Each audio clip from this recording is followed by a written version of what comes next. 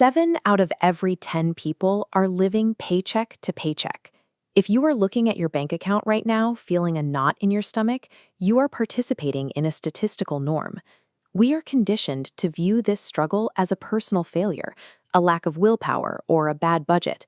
But the inability to get ahead is an engineered, highly effective feature of the modern automatic economy. The smartphone you hold all day functions as a high-powered money magnet. It is perfectly calibrated to separate you from your wealth, operating quietly in the background of your daily life. Corporations no longer focus on single sales.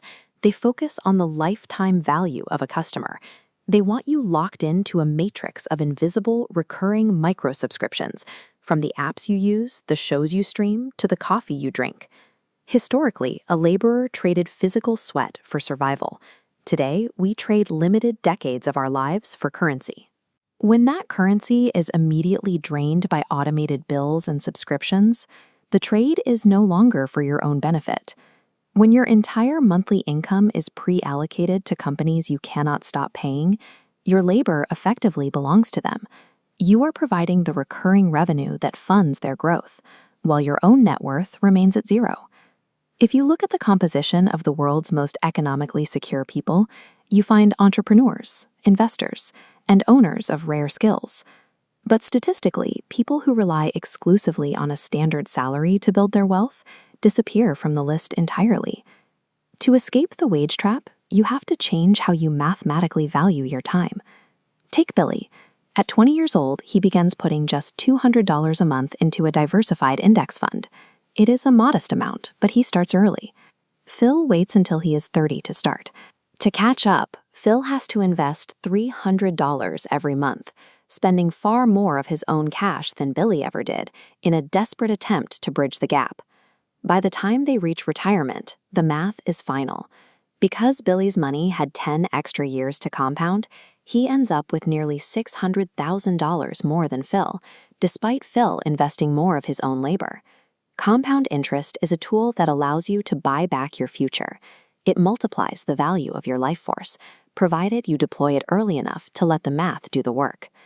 The most effective bypass to this extraction machine is a pre-tax retirement account, like a 401k or an IRA. This allows you to grow your money before the government or the consumer economy can touch it. To make this work, you need a new rule for your time. You must value yourself by the first hour of every workday. This first hour represents exactly 12.5% of your daily labor. By taking this slice and routing it directly into an investment, you are ensuring that a portion of your day is working exclusively for you. You make this transfer automatic. You intercept the money at the source, with your employer or your bank, so it never enters your checking account where it can be drained by subscriptions or impulse spending. This automation ensures your labor is building your own future rather than just covering past debts. It shifts the flow of wealth away from the extraction machine and back into your own hands. Financial mechanics are only half the story. To stay in the game long enough for compounding to work, you have to understand what wealth is actually for. Most people use their money to signal status to strangers. They buy items they don't need to impress people who aren't even paying attention to them. Cornelius Vanderbilt built the largest fortune of the 1800s.